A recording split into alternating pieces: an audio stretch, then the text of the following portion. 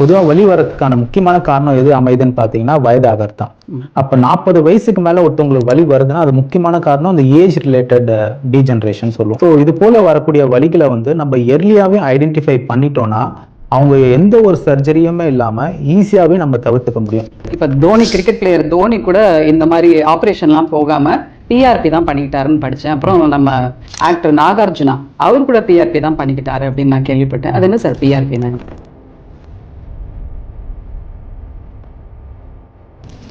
இப்போ இருக்கக்கூடிய நிறைய அட்வான்ஸான ரீஜெனரேட்டிவ் ட்ரீட்மெண்ட் மூலிமா அந்த இருக்கக்கூடிய இன்ஜுரியை நம்ம ஈஸியாக ரிவர்ஸ் பண்ண முடியும்.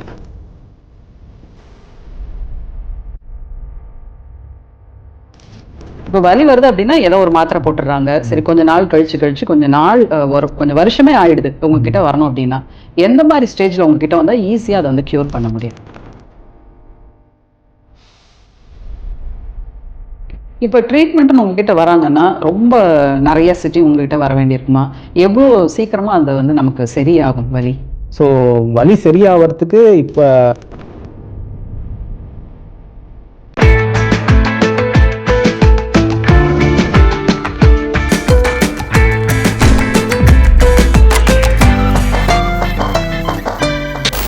எல்லாருக்கும் வணக்கம்.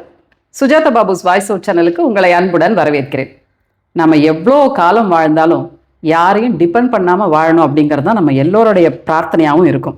நம்ம வீட்டில் அம்மா, அக்கா, பெரியவங்க யாராக இருந்தாலும், அது அம்மாவாக இருந்தாலும் சரி, அப்பாவாக இருந்தாலும் சரி, ஏஜ் ஆக ஆக முட்டி வலியும்பாங்க, கை வலியும்பாங்க, ஃப்ரோசன் ஷோல்டரும்பாங்க, நிறைய பெயின்களை நம்ம வீட்டில் நம்ம கேட்டுகிட்டே இருக்கோங்க. நம்முடைய மெயின் பிரச்சனை என்ன தெரியுமா? ஆரம்பத்தில் கவனிக்கவே மாட்டோம். கொஞ்ச நாள் கழிச்சு தான் சரி அப்புறம் வேற வழியே இல்லை அப்படிங்கிறதுனால ஆப்ரேஷனுக்கு போயிடுவோம். ஆப்ரேஷன் ஆன பிறகு அதுக்குண்டான வலிகளை நம்ம தாங்கிறதுக்கு ரொம்பவே கஷ்டப்படுவோம். அந்த மாதிரியெல்லாம் இல்லாமல் இப்போ நம்ம ஒருத்தரை சந்திக்க போகிறோம். Major doctor Pradeep. இவர் யாருன்னு கேட்டிங்கன்னா ரீஜெனரேட்டிவ் ஃபிசிஷியன். இவர் மிலிட்ரியில் ஒரு 8 இயர்ஸ் சர்வீஸ் பண்ணியிருக்காரு. இப்போ சென்னையில் சர்வீஸ் பண்ணிட்டுருக்காரு. கெனிசிஸ் பெயின் ஸ்பெஷாலிட்டி சென்டர்னு நுங்கம்பாக்கம் டிபிஓ ஆஃபீஸ் பக்கத்தில் இவரோட கிளினிக் இருக்குங்க. இவர்கிட்ட நம்ம பேசணும் அப்படின்னா இந்த வீடியோ ஃபுல்லாக பாருங்களேன். உங்கள் வீட்டில் யாருக்கு பெயினாக இருந்தாலும் சரி, உங்களுக்கே பெயினாக இருந்தால் கூட அது கண்டிப்பாக ரிலீஃப் ஆகிடும். வீடியோ ஃபுல்லாக பாருங்கள். இப்போ நம்ம டாக்டர் சந்திக்கலாம். வணக்கம் டாக்டர். வணக்கம். உங்களை சந்திச்சதுல ரொம்ப ரொம்ப சந்தோஷம். ஏன் இவ்வளோ சந்தோஷப்படுறேன் ஒரு டாக்டரை சந்திக்கிறதுக்கு அப்படின்னா, வலிங்கிறது அவங்கவுங்களுக்கு வந்தால் தான் அந்த வலி தெரியும். ஷோ எனக்கு அப்படி பல் வலிக்குது, அப்பா எனக்கு இப்படி முட்டி வலிக்குதுன்னா நான் அடுத்தவங்க சொன்னால் அந்த பெயின் நமக்கு தெரியாது. அவங்கவுங்களுக்கு அந்த பெயின் வந்தால் தான் தெரியும். ஆனால் எல்லாரோட பெயினும் உங்களுக்கு தெரியும். எந்த மாதிரி பெயினுக்கெல்லாம் உங்ககிட்ட வராங்க? ஸோ எந்த மாதிரி பெயின் இருந்தால் அது ஃபர்ஸ்ட் ஸ்டேஜ்னு நீங்கள் சொல்லுவீங்க? பொதுவாக வலி வரதுக்கான முக்கியமான காரணம் எது அமைதுன்னு பார்த்தீங்கன்னா வயதாகிறது தான். அப்போ 40 வயசுக்கு மேலே ஒருத்தவங்களுக்கு வலி வருதுன்னா அது முக்கியமான காரணம் அந்த ஏஜ் ரிலேட்டட் டீஜெனரேஷன் சொல்லுவோம். அது வயது முதிர்ச்சி அடையிறதுனால நம்ம உடம்புல இருக்கக்கூடிய சில செல்ஸ் கொஞ்சம் கொஞ்சம் தேய்மானம் அடைய ஆரம்பிக்கும். அது வலியை உண்டாக்கும். 40 வயசுக்கு கீழே வலி வரதுக்கு முக்கியமான காரணம் எதுன்னு பார்த்தீங்கன்னா ட்ராமாட்டிக் அப்படின்னு சொல்லுவோம். அது அடிப்படுறதுனால வருது. அது விளையாடும் போதாக இருக்கலாம், இல்லை ஸ்லிப் ஆகி கீழே விடுறதுனால இருக்கலாம். ஸோ அதனால அந்த ஜவ்வு அடிப்படுதோ, இல்லை முழங்கால அடிப்படுதோ, இல்லை தோள்பட்டையில் அடிப்படுதோ, அப்படி அடிப்படுறதுனால வரக்கூடிய வலி 40 வயசுக்கு கீழே இருக்கிறவங்களுக்கு வரும். ஸோ இது போல வரக்கூடிய வலிகளை நம்ம எர்லியாகவே ஐடென்டிஃபை பண்ணிட்டோம்னா அவங்க எந்த ஒரு சர்ஜரியுமே இல்லாமல் ஈஸியாகவே நம்ம தவிர்த்துக்க முடியும். ஆனால் அதை பண்ணாததுனால தான் நம்ம இப்போ இருக்கிற காலகட்டத்தில் பார்த்தீங்கன்னா இப்போ ரீப்ளேஸ்மெண்ட் சர்ஜரியாக இருக்கட்டும், இல்லை ஸ்பைன் சர்ஜரியாக இருக்கட்டும், இப்போ ரொம்ப அதிகமாகிட்டு இருக்கிறது காரணம் நம்ம எர்லியாக அதை அட்ரஸ் பண்ணாது தான் ஒரு முக்கியமான காரணமாக அமையுது. இப்போ நீங்கள் விளையாட்டு அப்படின்னு சொல்லும்போது, இப்போ தோனி கிரிக்கெட் பிளேயர் தோனி கூட இந்த மாதிரி ஆப்ரேஷன்லாம் போகாமல் பிஆர்பி தான் பண்ணிக்கிட்டாருன்னு படித்தேன். அப்புறம் நம்ம ஆக்டர் நாகார்ஜுனா அவர் கூட பிஆர்பி தான் பண்ணிக்கிட்டாரு அப்படின்னு நான் கேள்விப்பட்டேன். அது என்ன சார் பிஆர்பினா? எந்த ஒரு ஆக்டிவிட்டி, அது ஸ்போர்ட்டிங் ஆக்டிவிட்டியாக இருக்கட்டும், இல்லை ஃபிசிக்கல் ஆக்டிவிட்டியாக இருக்கட்டும், இன்ஜுரி இல்லாமல் எதுவுமே பண்ண முடியாது. Injury is part of any kind of activity. அப்போ இன்ஜுரி ஆகும் போது நம்ம அதை எர்லியாக ஐடென்டிஃபை பண்ணுறதுக்கு நிறைய விதமான இன்வெஸ்டிகேஷன்ஸ், பேசிக்காக ஒரு எக்ஸ்ரே எடுத்து பார்க்கலாம், இல்லை ஒரு ஸ்கேன் எடுத்து பார்க்கலாம். அப்படி நம்ம எர்லியாக அதை பண்ணிட்டோம்னா அதில் இருக்கக்கூடிய இன்ஜுரியை நம்ம ஈஸியாக ஐடென்டிஃபை பண்ணிடலாம், எர்லியாக ஐடென்டிஃபை பண்ணலாம். ஸோ இந்த எர்லியாக ஐடென்டிஃபை பண்ணுறதுனால வரக்கூடிய பெனிஃபிட் என்னன்னு பார்த்தீங்கன்னா, இப்போ இருக்கக்கூடிய நிறைய அட்வான்ஸான ரீஜெனரேட்டிவ் ட்ரீட்மெண்ட் மூலிமா அந்த இருக்கக்கூடிய இன்ஜுரியை நம்ம ஈஸியாக ரிவர்ஸ் பண்ண முடியும். ஸோ அது மூலிமா அவங்க ப்ரீவியஸாக பண்ணக்கூடிய ஆக்டிவிட்டியை ஃபுல் ஃப்ளெஷ்டாக பெயின் ஃப்ரீயாகவும் பண்ண முடியும். ஸோ அதனால தான் நிறைய செலிபிரிட்டிஸ் இது போல் ரீஜெனரேட்டிவ் ட்ரீட்மெண்ட்டை நோக்கி போகிறாங்களே தவிர ஜஸ்ட் ஒரு சிம்டம், எனக்கு வலி இருக்க வலி மாத்திரையோ இல்லை வீக்கம் இருக்குது வீக்கத்துக்கான மாத்திரையோ தேடி போகாமல் ரீஜெனரேட்டிவ் ட்ரீட்மெண்ட்டை நோக்கி போயிட்டு இருக்காங்க. நிறைய இப்போ அவேர்னஸ் வந்துருச்சு டாக்டர். இந்த மாதிரி ரீஜெனரேட்டிவ் அப்படிங்கிறது வந்து ஒரு புத்துணர்ச்சி, நம்முடைய உடல் மனது ரெண்டுத்துக்குமே புத்துணர்ச்சின்னு சொல்லலாம். யாரெல்லாம் உங்ககிட்ட வரணும்? இப்போ வந்து ரொம்ப நான் முதல்ல சொன்ன மாதிரி இப்போ வலி வருது அப்படின்னா ஏதோ ஒரு மாத்திரை போட்டுடுறாங்க. சரி, கொஞ்ச நாள் கழிச்சு கொஞ்ச நாள் ஒரு கொஞ்சம் வருஷமே ஆயிடுது உங்ககிட்ட வரணும் அப்படின்னா, எந்த மாதிரி ஸ்டேஜில் உங்ககிட்ட வந்தால் ஈஸியாக அதை வந்து க்யூர் பண்ண முடியும்? ஸோ ஆல்ரெடி சொன்ன மாதிரி தான் ரீஜெனரேட்டிவ் ட்ரீட்மெண்ட்ன்றது நம்ம உடம்புல ஏற்படக்கூடிய காயங்கள். அது வந்து விளையாட்டுனால இருக்கலாம், இல்லை வயதாகிறதுனால இருக்கலாம்.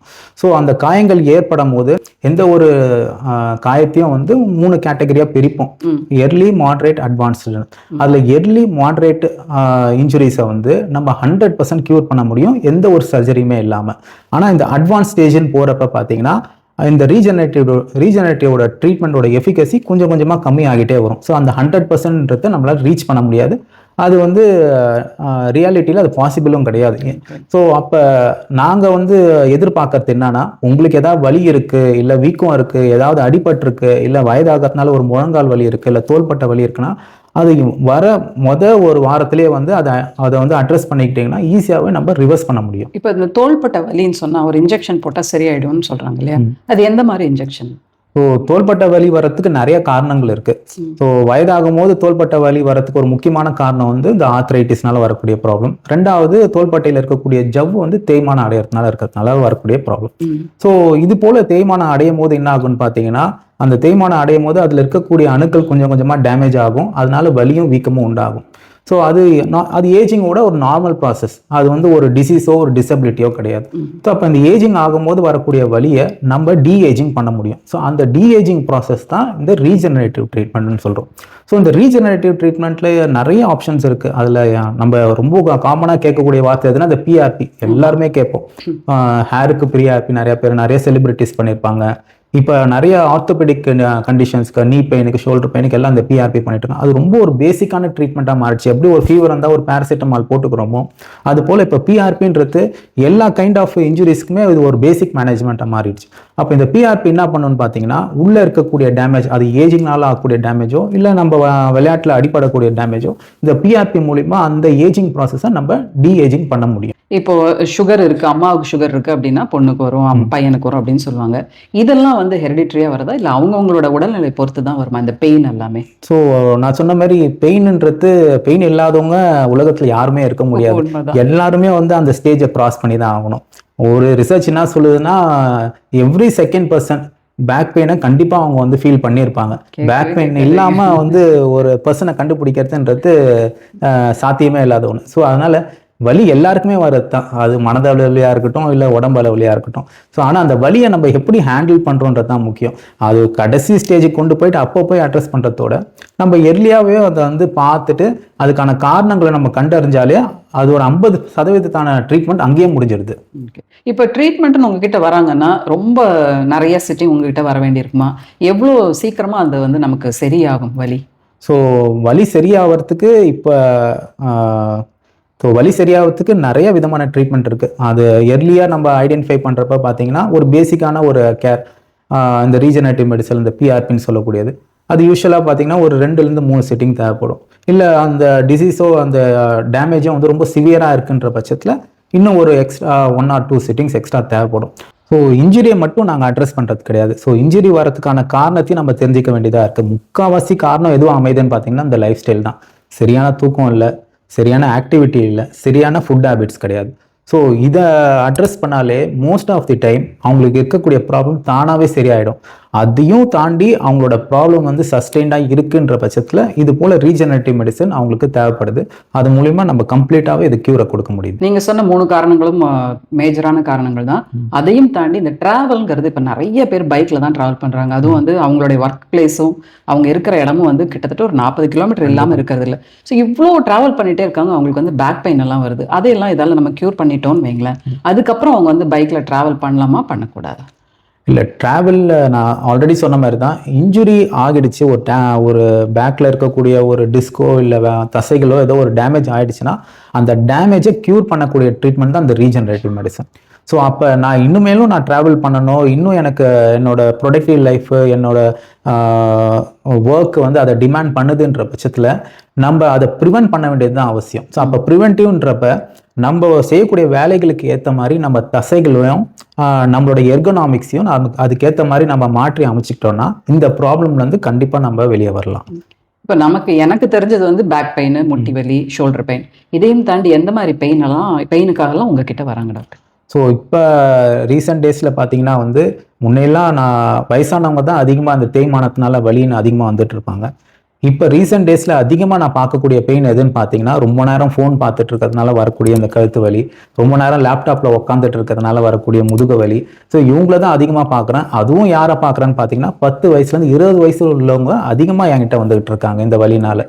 ஸோ அவங்களுக்கு நான் வந்து அவங்களுக்கு அதிகமாக நான் எஜுகேட் பண்ண வேண்டியது தான் அதிகமாக இருக்கிறத தவிர அவங்களுக்கு ட்ரீட்மெண்ட் பண்ண வேண்டியது கம்மியாக தான் இருக்குது. ஸோ இதெல்லாம் எதனால் வந்துச்சுன்னு பார்த்தீங்கன்னா அந்த கோவிடுக்கு அப்புறம் நம்மளோட லைஃப் ஸ்டைல் டோட்டலாகவே மாறிடுச்சு. எல்லாருமே உட்காந்து செய்யக்கூடிய வேலைகள், ஈவன் இப்போ ஸ்கூல்ஸ்லாம் கூட இப்பயும் பார்த்தீங்கன்னா நிறைய பேர் வந்து ஆன்லைனில் ப்ரோக்ராம் நடத்திட்டு இருக்காங்க. இந்த ஒர்க் ஃப்ரம் ஹோம்ன்ற கல்ச்சர் எப்போ வந்தது பார்த்தீங்கன்னா அதிகமாக இந்த கோவிடுக்கு அப்புறம் தான். ஸோ அப்போ நம்மளோட டோட்டல் ஆக்டிவிட்டி ஒரு சின்ன ஒரு ஸ்டூல்லையும் ஒரு பெஞ்ச்லையுமே முடிஞ்சு போயிடுது.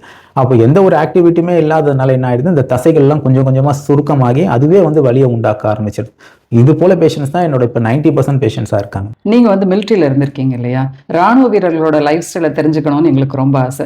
அவங்களுக்கு எந்த மாதிரிலாம் ட்ரீட்மெண்ட் நீங்கள் கொடுத்துருக்கீங்கன்னு சொல்ல முடிஞ்சா நீங்கள் சொல்லலாம். கண்டிப்பாக அது டோட்டலாக கான்ட்ராஸ்ட்னே சொல்லுவோம். நான் ஆர்மியில் சர்வீஸ் பண்ணிட்டு இருக்கும்போது பார்த்தீங்கன்னா ரொம்ப எல்லாம் என்தூசியாஸ்டிக்காக இருப்பாங்க, ரொம்ப ஃபிசிக்கலி ஆக்டிவாக இருப்பாங்க. காலையில் ஏஞ்சதுலேருந்தே பார்த்தீங்கன்னா அவங்களோட ஆக்டிவிட்டி ஸ்டார்ட் ஆகிடும்.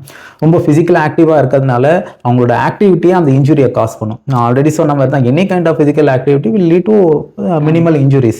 ஸோ அந்த இன்ஜுரிஸ் இல்லாமல் நம்ம ஆக்டிவிட்டி பண்ண முடியாது. அது போல ப்ராக்டிஸ் நான் பண்ணிட்டு இருந்தேன்.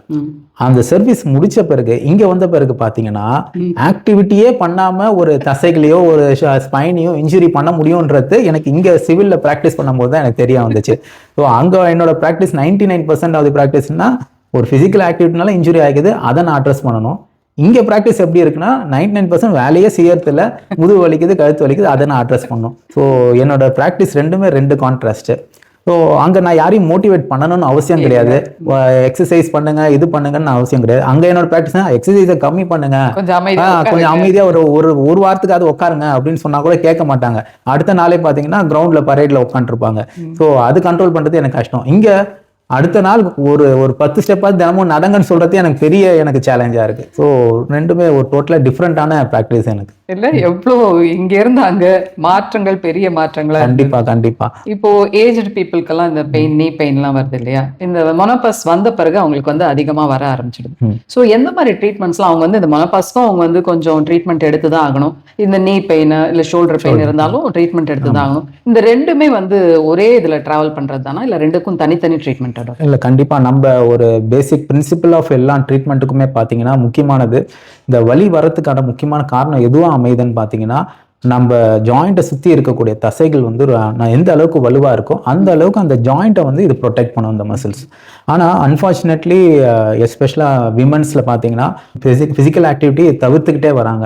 எதனாலனா அவங்க வீட்லேயும் கமிட்டடாக இருக்க வேண்டியது அவசியமாக இருக்குது, ஒர்க்லேயும் அவங்க கமிட்டடாக இருக்க வேண்டியதா, திரும்பி வந்துட்டு அவங்க ஃபேமிலியும் பார்த்துக்க வேண்டிய கமிட்மெண்ட் இருக்கிறதுனால அவங்க டேக் கேர் பண்ணிக்காமல் இருக்கிறதுனாலேயே அவங்களோட மசில்ஸ் கொஞ்சம் கொஞ்சமாக வீக் ஆக ஆரம்பிச்சிருது. ஸோ எல்லா ஜாயிண்ட்டோட பில்லர் எதுன்னு கேட்டால் இந்த மசில்ஸ் தான். ஸோ யூஸ்வலாக 40 to 50% ஆஃப் நம்மளோட பாடி வெயிட்டு தாங்கக்கூடியது இந்த மசில்ஸ். அப்போ நம்ம மசில்ஸ்க்கு எந்த ஒரு கேரும் கொடுக்கல. ஆன் டு தட் இந்த 40 இயர்ஸ்க்கு மேலே ஏஜ் ஆகும்போது என்ன பண்ணா ஹார்மோனல் இம்பேலன்ஸ் வரும். அந்த ஹார்மோனல் இம்பேலன்ஸ் இன்னும் மசிலை வந்து இன்னும் கம்மி பண்ண ஆரம்பிச்சிடும். அப்போ இது எல்லாமே சேர்ந்து என்ன ஆகிடும் பார்த்தீங்கன்னா எங்கே போய் முடியும்னு பார்த்தீங்கன்னா எல்லாம் ஜாயிண்ட்டுக்கு தான் போய் முடியும். அப்போ ஜாயிண்ட்டு கொஞ்சம் கொஞ்சமாக டேமேஜ் ஆகும். சரி அப்போயாவது நம்ம அட்ரஸ் பண்ணுறோமா? அப்பயும் கிடையாது. நம்ம ஒரு தைலம் போட்டுக்கிட்டு மாத்திரை போட்டுக்கிட்டு அப்படியே போவோம், எப்போ எங்கே போய் முடியுதோ பார்ப்போம். இது நார்மல் இந்தியன் மென்டாலிட்டி. அப்போ அவங்க என்ன பண்ணுறாங்க, பெயின் சிவியர் ஆகி சுத்தமாக முடியல, நடக்கவே முடியலன்ற பட்சத்தில் அவங்க வந்து அதை அட்ரஸ் பண்ண பார்க்குறாங்க. So womens are very prone for joint injuries. அந்த ஜாயிண்ட் இன்ஜுரிஸை ப்ரிவென்ட் பண்ணணும்னா they have to take care of their muscles. அந்த மசில்ஸ் தான் அவங்களோட லைஃப் வந்து டிபெண்ட்டாக இருக்க போதா இல்லையான்றது டிசைட் பண்ணுறது இந்த மசில்ஸ் தான். இந்த டிபெண்டன்சிங்கிறது ரொம்ப கஷ்டமான விஷயம் டாக்டர். இன்னொரு முக்கியமான சந்தேகம் எனக்கு, இப்போ பெயின் வருது நம்ம சொல்கிறோம் எனக்கு முட்டி வலிக்குது, எனக்கு ஷோல்டர் வலிக்குது நான் சொல்லிட்டே இருந்தாலும் நம்ம கேட்குறாங்க இல்லையா, இல்லை நானே கூட கேட்குறேன்னு எனக்கு அது இருக்கிற மாதிரியே தோணும். ஒருவேளை நமக்கு முட்டி வலி வந்துருச்சோ, இந்த சிம்டம்ஸ்லாம் நமக்கு இருக்கோ அப்படின்னு. அது எப்படி நம்ம வந்து அது இல்லை உங்களுக்குன்னு எப்படி நாங்கள் சொல்லுவோம்? அந்த மாதிரி பேஷண்ட் உங்ககிட்ட வந்திருக்காங்களா? ஸோ பெயின்ன்றது எல்லாருமே பர்சீவ் பண்ணக்கூடியது தான். ஸோ சின்னதாக நம்ம ஒரு ஸ்லிப் ஆகிறோம், ஒரு நீ ட்விஸ்ட் ஆகுது, ஒரு பெயின் இருக்குது, ஒரு 1 or 2 டேஸில் அது செட்டில் ஆகுதுன்னா நம்ம அது பெருசாக அட்டென்ஷன் கொடுக்க வேண்டாம். ஆனால் பெயின் பர்சிஸ்டண்ட்டாக எனக்கு ஒரு வாரத்துக்கு மேலே இருந்துக்கிட்டே இருக்குது, அந்த பெயின் எனக்கு கம்மியாக ஆகலை, இல்லை சில ஆக்டிவிட்டீஸ் பண்ண டெய்லி ஆக்டிவிட்டீஸ் நான் ஒரு குக்கிங் பண்ணுறேன், இல்லை ஒரு சின்னதாக ஃப்ளோரில் உட்காந்து எந்திரிக்கிறது கூட எனக்கு கஷ்டமாக இருக்குது, அந்த போல் டெய்லி ஆக்டிவிட்டீஸ் எனக்கு பெரிய ட்ரபிள் கொடுக்குதுன்னா அது அட்டென்ஷன் கொடுக்க வேண்டியது ரொம்ப அவசியம். ஏன்னா பெயின் வரத்துக்கு நிறைய காரணங்கள் இருக்குது. அது வந்து லிகமெண்ட்னால வரலாம், இல்லை போன் இன்ஜுரினால வரலாம், இல்லை குருட்டெலும்பு அதாவது கார்ட்லேஜ் இன்ஜுரிஸ்னால வரலாம். ஸோ ஆனால் எந்த ஒரு ஸ்ட்ரக்சர் டேமேஜ் ஆனாலும் அதுலேருந்து வரக்கூடிய பெயினை நம்ம எர்லியாக நம்ம அட்ரஸ் பண்ணிக்கிட்டோம்னா அதனால் வரக்கூடிய காம்ப்ளிகேஷனை நம்ம ஈஸியாக தவிர்த்துக்கலாம். இல்லை அது அப்படியே விட என்ன ஆகும், அது சர்ஜரி பண்ணி தான் அதை வந்து கரெக்ட் பண்ண முடியுன்ற ஒரு நிலைமைக்கு போக ஆரம்பிச்சிடும். அது இப்போ ஆரம்ப கட்டத்திலே உங்ககிட்ட வந்துடுறாங்க அப்படின்னா எந்த மாதிரி எக்ஸ்ரே எடுக்கணும், இல்லை எந்த மாதிரி இதெல்லாம் பண்ணணும் அவங்க ஃபர்ஸ்ட்டு என்ன? ஸோ இப்போ பெயின் இருக்குது அப்படின்ற பட்சத்தில் இனிஷியலாக என்னென்னா ஃபஸ்ட்டு ஒரு டாக்டர் அணுகிறது வேண்டியது ரொம்ப அவசியம்.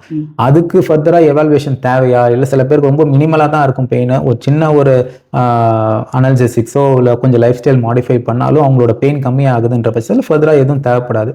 இல்லை அந்த எவால்வேஷனில் அவங்களுக்கு ஃபர்தர் எவால்வேஷன் ரிக்வயர்டாக இருக்குன்னா அவங்களுக்கு எக்ஸ்ரே எடுக்க வேண்டிய அவசியம். அந்த எக்ஸ்ரேல என்ன தெரியும்னு பார்த்தீங்கன்னா அவங்க போன் எப்படி இருக்குது, அவங்க கார்ட்லேஜ் ஹெல்த் எப்படி இருக்குது அப்படின்றதுலாம் தெரிய வரும்.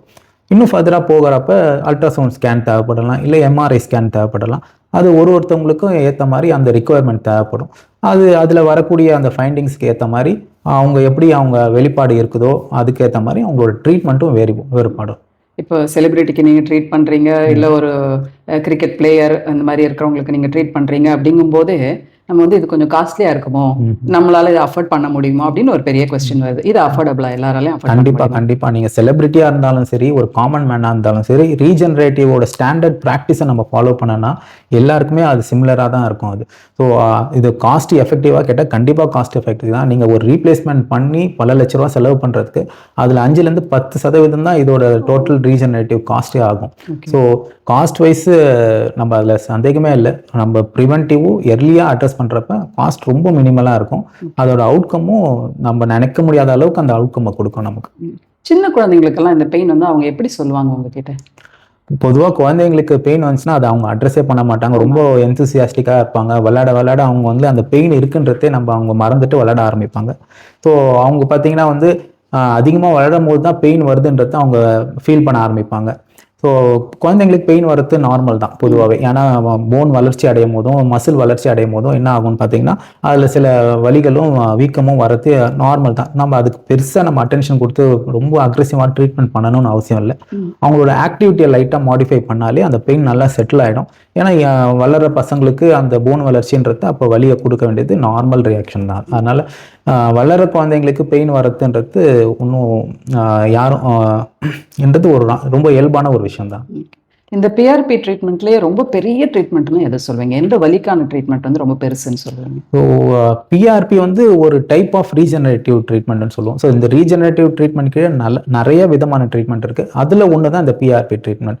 ஸோ நான் சொன்ன மாதிரி எப்படி ஒரு ஃபீவருக்கு ஒரு பேசிக்கான மெடிசன் பேராசிட்டமாலோ அது போல் ரீஜெனரேட்டிவ்ல ரொம்ப பேசிக்கான ட்ரீட்மெண்ட் இந்த பிஆர்பி. ஸோ அந்த பிஆர்பின்றது என்னன்னா உங்கள் பிளட்லேருந்து உங்கள் உடம்புலேருந்து ஒரு 30 ml பிளட் எடுத்து அதில் இருக்கக்கூடிய அணுக்களை பிரித்து பாடியில் எந்த இடத்துல டேமேஜ் ஆகியிருக்கு, அது ஹீல் ஆகாமல் இருக்குன்றத பார்த்து அந்த இடத்துல நம்ம இன்ஜெக்ட் பண்ணும்போது அந்த டேமேஜ் ஆன அந்த ஸ்ட்ரக்சர்ஸ் வந்து கொஞ்சம் கொஞ்சமாக ஹீல் ஆக ஆரம்பிக்கும். ஸோ இதுதான் வந்து பிஆர்பியோட பெனிஃபிட்.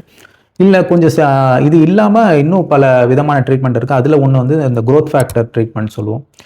ரெண்டாவது வந்து ஸ்டெம் செல் ட்ரீட்மெண்ட் சொல்லுவோம். இந்த ஸ்டெம் செல் ட்ரீட்மெண்ட்லேயே பார்த்தீங்கன்னா 2 விதமான ட்ரீட்மெண்ட் இருக்குது. எலும்பு மஞ்சையிலேருந்து எடுக்கக்கூடிய ஸ்டெம் செல், அதாவது அந்த எலும்பு மஞ்சைன்றது போன் மேரோன்னு சொல்லுவோம். அது பார்த்தீங்கன்னா அதிகமாக அந்த பெல்விக் போனில் தான் இருக்கும். ஸோ அந்த பெல்விக் போனில் சின்னதாக ஊசி போட்டு அதில் இருக்கக்கூடிய அந்த ஸ்டெம் செல்லை எடுத்து அதன் மூலியமாக பண்ணக்கூடிய ட்ரீட்மெண்ட்டு. இரண்டாவது type of stem cell treatment எதுன்னு பார்த்தீங்கன்னா கொழுப்பு பகுதியிலேருந்து இருக்கக்கூடிய ஸ்டெம் செல். முன்னையெல்லாம் கொழுப்புன்றதே நம்ம தேவையில்லாத விஷயம் நினச்சிட்டு இருந்தோம். ஆனால் இப்போ இருக்கிற ரிசர்ச் என்ன சொல்லுது பார்த்தீங்கன்னா யாருக்கு அதிகமாக கொழுப்பு இருக்கோ அவங்களுக்கு அது ரொம்ப பெனிஃபிட். அது ஸோ அதுலேருந்து எடுக்கக்கூடிய ஸ்டெம் செல் வந்து ரொம்ப இதை போன் மேரை கம்பேர் பண்ணும்போது அதில் இருக்கக்கூடிய ஸ்டெம் செல் ரொம்ப அதிகமாக இருக்கும், அவுட்கமும் ரொம்ப பெனிஃபிட்டாக இருக்கும். இது பெயின்ஃபுல்லாக இந்த ட்ரீட்மெண்ட்? கண்டிப்பாக கிடையாது. முன்னெல்லாம் வந்து இது இந்த போன் மேரோ ஆஸ்பிரேஷனாக இருக்கட்டும் இல்லை இந்த ஃபேட் எக்ஸ்ட்ராக்ஷன் கொஞ்சம் பெயின்ஃபுல்லாக தான் இருந்துச்சு. ஆனால் இப்போ மெடிசன் எல்லாருக்கும் தெரிஞ்ச மாதிரி தான் அட்வான்ஸ்மெண்ட் ஆகிட்டே இருக்கக்கூடிய ஒரு ஃபீல்டு எதுன்னா அந்த மெடிசன் தான். ஸோ அதில் இப்போ கூட நிறைய அட்வான்ஸ்டான எக்யூப்மெண்ட்ஸ் இருக்குது. சின்ன நீடில் மூலியமாகவே நம்ம இருக்கிற போன் மேரவாக இருக்கட்டும், இல்லை அந்த அப்டமனில் இருக்கக்கூடிய ஃபேட்டாக இருக்கட்டும், இல்லை பிஆர்பியாக இருக்கட்டும், டோட்டலாக பெயின் ஃப்ரீயாகவே நம்ம வந்து ப்ரொசீஜரை பண்ண முடியும். மோஸ்ட் ஆஃப் தி ப்ரொசீஜர்ஸ் என்னன்னு பார்த்தீங்கன்னா எல்லாமே டே கேர் ப்ரொசீஜர் தான். ஆஃப்டர் 30 minutes வந்து அவங்க வீட்டுக்கே போயிடலாம். எந்த ஒரு ஹாஸ்பிட்டலில் ஸ்டே பண்ணணும்னு அவசியம் கிடையாது. போஸ்ட் ஆப்ரேட்டிவாக போஸ்ட் ப்ரொசீஜர் வந்து பெயின் இருக்குன்னு அவசியம் கிடையாது. ஈவன் அந்த போட்ட ஊசியை கூட எந்த இடத்துல போட்டோன்னு கூட தெரியாத ஒரு எக்யூப்மெண்ட்ஸ் தான் இப்போல்லாம் ரொம்ப அவைலபிளாக இருக்குது. உங்ககிட்ட வந்தாச்சுன்னா எனக்கு முட்டி வலிக்குதுன்னு சால்ஜாப்பெல்லாம் சொல்லவே முடியாது போல இருக்க, வீட்டுக்கு போய் அப்படியே நடந்து போயிடலாம்னு நினைக்கிறேன். இல்லை, நான் முட்டி வலின்னு வரவங்க எல்லார்கிட்டையும் நான் வந்து இந்த ரீஜெனரேட்டிவ் ட்ரீட்மெண்ட்டோ இல்லை இந்த மெடிசன் ட்ரிங்கோ நான் சொல்ல மாட்டேன். ஃபஸ்ட்டு செய்ய வேண்டியது என்னன்னா அவங்க லைஃப் ஸ்டைலை கரெக்ட் பண்ண வேண்டியது. அந்த லைஃப் ஸ்டைலை மெயினாக கரெக்ட் பண்ணாலே நான் சொன்ன மாதிரி 50% ஆஃப் தி ப்ராப்ளம் அங்கேயே சார்ட் அவுட் ஆகிடும். ப்ராப்ளம் என்னன்னா அந்த லைஃப் ஸ்டைலை மாற்றுறதுக்கு நிறைய ரெசிஸ்டன்ஸ் வருது. டைமுக்கு போய் தூங்குங்கன்னு சொன்னாலே வந்து 10 கேள்வி கேட்பேன். நான் எப்படி தூங்குறது? வீட்டில் எல்லா வேலையும் நான் தான் பார்க்குறேன்டா. நான் ஆஃபீஸ் முடிச்சுட்டு வரத்துக்கு எனக்கு லேட் ஆகுது. நான் எப்படி சீக்கிரம் தூங்குறது? 1000 காரணம் சொல்கிறாங்க, ஆனால் தூங்குறதுக்கான ஒரு காரணம் கூட கிடைக்கலையான்றது தான் எனக்கு இது. ஸோ லைஃப் ஸ்டைல் மாடிஃபிகேஷன் தான் ஒரு மேஜர் ட்ரீட்மெண்ட் ஜங்காக இருக்கே தவிர என்னோட ரீஜெனரேட்டிவ் ட்ரீட்மெண்ட் இதெல்லாம் வந்து அது கூட சேர்ந்தது தான். இந்த மூட்டு மாற்று அறுவை சிகிச்சை நம்ம செஞ்சுட்டோம் அப்படின்னு வைங்களேன், அந்த வலிக்கு ஆப்ரேஷனுக்கு முன்னாடி இருந்த பெயினை விட அதுக்கப்புறம் பெயின் ஜாஸ்தி ஆகுதுன்னு சில பேர் சொல்றாங்க. கண்டிப்பா எல்லாருக்குமே இந்த வலி வந்தது அப்படின்னாலே இந்த ஆப்ரேஷன் செஞ்சுதான் ஆகணுமா டாக்டர்? கண்டிப்பாக இல்லை. பொதுவாக அந்த மூட்டு வலி வரத்துக்கு ஒரு முக்கியமான காரணம் எது அமையுதுன்னா அந்த முழங்காலில் வரக்கூடிய தேய்மானம் தான். ஸோ இந்த தேய்மானத்தை பொதுவாக 4 விதமாக பிரிப்போம். ஸ்டேஜ் 1, ஸ்டேஜ் 2, ஸ்டேஜ் 3ன்றது சர்ஜரியே இல்லாமல் 100% நம்ம க்யூர் பண்ண முடியும். ஸோ எப்படின்னா பொதுவாக அந்த முழங்காலில் தேய்மானம் வரத்துக்கு பல காரணங்கள் இருக்குது. அதில் ஒன்று, அந்த முழங்காலில் சுற்றி இருக்கக்கூடிய தசைகள் வந்து எந்த அளவுக்கு வலுவாக இருக்கும் அந்த அளவுக்கு வந்து ஜாயிண்ட்டும் ஹெல்த்தியாக இருக்கும். ரெண்டாவது, இந்த ஜாயிண்ட்டுக்குள்ளே இருக்கக்கூடிய அந்த ஜெல் ஆயில்னு சொல்லுவோம். எப்படி என்ஜினுக்கு ஆயில் இருக்கும் அதே போல் ஜாயிண்ட்லேயும் ஆயில்னு ஒன்று இருக்கும். அந்த ஆயில் என்ன பண்ணும், 2 எலும்பும் உரசாமல் பார்த்துக்கும். ஸோ அந்த ஆயில் எந்த அளவுக்கு இருக்குன்றத நம்ம பார்க்கணும். மூணாவது வந்து பார்த்தீங்கன்னா வந்து நியூட்ரிஷன், நம்ம எந்த அளவுக்கு ஜாயிண்ட்டுக்கான ஹெல்த்தியான ஃபுட்ஸ் எடுத்துக்கிறோன்றதும் முக்கியம். ஸோ இது 3த்தையும் நம்ம இனிஷியலாக அட்ரஸ் பண்ணாலே வந்து நம்ம ரீப்ளேஸ்மெண்ட்டை நோக்கி நம்மளோட முழங்கால் போகாது.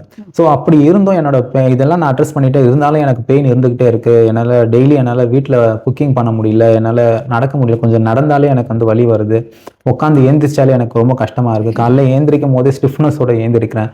ஸோ இப்படிலாம் இருக்கும் போது பர்சிஸ்டண்ட்டாக இருக்குன்ற பட்சத்தில் என்ன பண்ணுவோம்னா அந்த ஜாயிண்ட்டில் இருக்கக்கூடிய அந்த டேமேஜ், அந்த கார்ட்லேஜ் டேமேஜாக இருக்கட்டும், இல்லை லிகமெண்ட் இன்ஜுரிஸாக இருக்கட்டும், இது எல்லாமே வந்து இந்த ரீஜெனரேட்டிவ் ட்ரீட்மெண்ட் மூலிமா நம்ம கிராஜுவலாக நம்ம ரிவர்ஸ் பண்ண முடியும். ஸோ எந்த அளவுக்கு பண்ண முடியும்னு பார்த்தீங்கன்னா அப் டு ஸ்டேஜ் 3 வரைக்கும் கண்டிப்பாக பண்ண முடியும், அதில் சந்தேகமே கிடையாது. ஆனால் அன்ஃபார்ச்சுனேட்லி என்னன்னு பார்த்தீங்கன்னா என்கிட்ட வர முக்கால்வாசி பேஷண்ட்ஸு ஸ்டேஜ் 4ல் வராங்க. ஸ்டேஜ் 4ல் வரப்போ அப்பயும் சில ஆப்ஷன்ஸ் இருக்குது. அட்வான்ஸான அந்த ஸ்டெம் செல் தெரப்பி அதெல்லாம் பண்ணி அவங்களுக்கு இருக்கக்கூடிய டேமேஜை நம்ம ரிவர்ஸ் பண்ண முடியும். ஆனால் முழங்கால் ரொம்ப வளைஞ்சிடுச்சு, முட்டியை மடக்கவே முடியல அப்படின்ற பட்சத்தில் சர்ஜரி தான் ஒரே ஆப்ஷனாக அமையுது. ஆனால் இதெல்லாம் சர்ஜரியை தவிர்க்கணும் அப்படின்னு நினச்சிங்கன்னா நம்ம முழங்காலில் வரக்கூடிய வலியை ஃபஸ்ட்டு ஐடென்டிஃபை பண்ணிவிட்டு அதை எர்லியாகவே அட்ரஸ் பண்ணிட்டோம்னா 100% சர்ஜரி இல்லாமலே நம்ம லைஃப்பை பீஸ்ஃபுல்லாக கொண்டு போக முடியும். கண்டிப்பா. இப்போ முட்டி வலி வருது அப்படின்னாலே கொஞ்சம் அந்த பெயின் கில்லர் நம்ம போட்டுக்கிறோம், அதுலயே அப்படியே நம்ம தள்ளிக்கிட்டே போயிடலாம் அப்படின்னு நினைக்கிறோம். அந்த மாதிரி இல்லாம கண்டிப்பா டாக்டர் வந்து பார்த்தா அதுக்கு தீர்வு இருக்குங்கிறது உங்களுடைய இதுல இருந்து தெரியுது டாக்டர். இது வந்து நம்முடைய நேயர்களுக்கு ரொம்பவே யூஸ்ஃபுல்லா இருந்திருக்கும். இந்த வீடியோ ஃபுல்லாக பார்த்துருப்பீங்க. டாக்டர் பற்றின டீட்டெயில்ஸ், அவரோட காண்டாக்ட் நம்பர் இந்த வீடியோ ஃபுல்லாகவே உங்களுக்கு வந்து ஸ்க்ரோல் ஆகிட்டே இருக்கும். உங்களுக்கு எந்த விதமான பிரச்சனையாக இருந்தாலும் கண்டிப்பாக நீங்கள் ஃபோன் பண்ணுங்கள், நேர்லேயே வந்து பாருங்கள். நம்மக்கிட்ட பேசும்போதே டாக்டர் ரொம்ப சாஃப்டாக தான் பேசுகிறாரு. ஸோ எந்த விதமான பயமே இல்லாமல் உங்கள் பெயின்லேருந்து நீங்கள் ரிலீஃப் ஆகிடலாம். டாக்டர் நீங்கள் பேசுனது ரொம்பவே யூஸ்ஃபுல்லாக இருந்தது. நம்முடைய நேயர்கள் கண்டிப்பாக உங்களை காண்டாக்ட் பண்ணுவாங்க. ஸோ அவங்களுக்கு வந்து ஒரு பெரிய ரிலீஃப் உங்களுடைய பேஜ். கண்டிப்பாக. Thank you doctor, thank you so much. உங்களை சந்திச்சதில் ரொம்ப ரொம்ப சந்தோஷம்.